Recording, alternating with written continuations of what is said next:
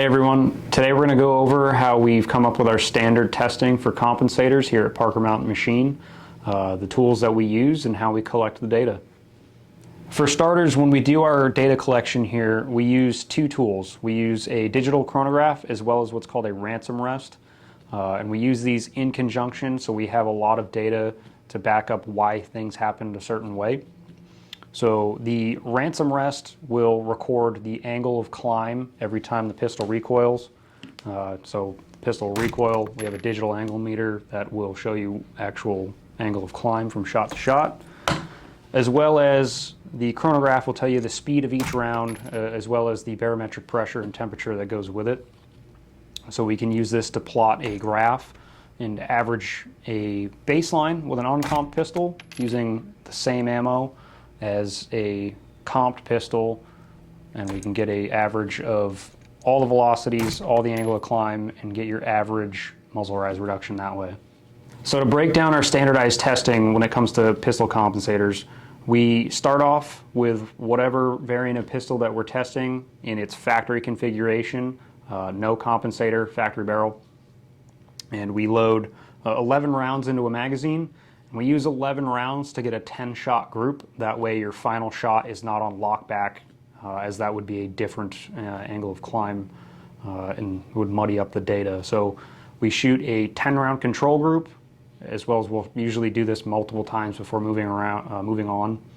And then we will install a compensator, use the same exact ammo to keep that consistent as well, shoot more 10-round groups, and average all that data together, so we're able to get the data of the angle of climb between the two, as well as each and every shot we have the velocity information as well. So if one angle is, a degree higher or degree lower, we can see if there's an anomaly with that round as far as the velocity and the pressures that it was producing.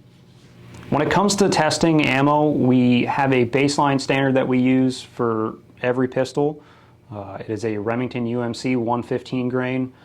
We picked that just because it's what was on hand when we started testing, so we've carried it throughout the rest of the testing over the years.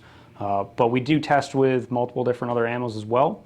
We'll typically pick a 124 grain, sometimes a 124 plus P, 147, but we're never cross-testing. We're going to use one specific ammo and weight for a baseline and only measure it against that same exact ammo with a compensator.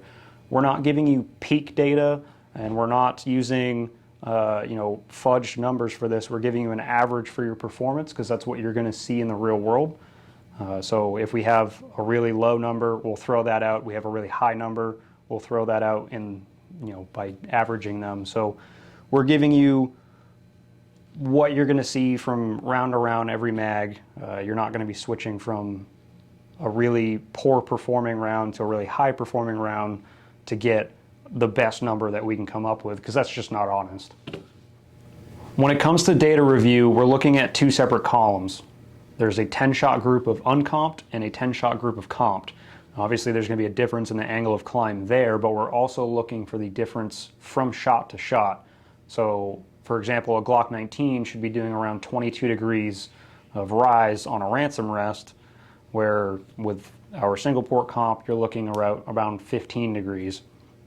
So if we see something in that 22 degree average that is, say, 29 or it's like 10, we can look at the velocity data for that specific shot to see if it's an outlier with the ammo, inconsistent loading, or if something different happened to cause that.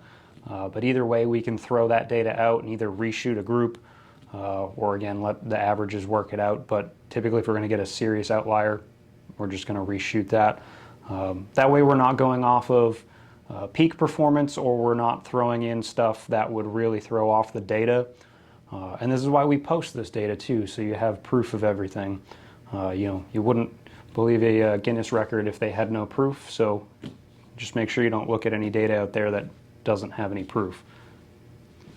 So in closing, if you're buying gun parts or something for your car, or you're buying it from us or buying it from somebody else, if it's something that's claiming some sort of performance gain, make sure that that company is divulging that info to you as the customer, because without proof, you don't have anything.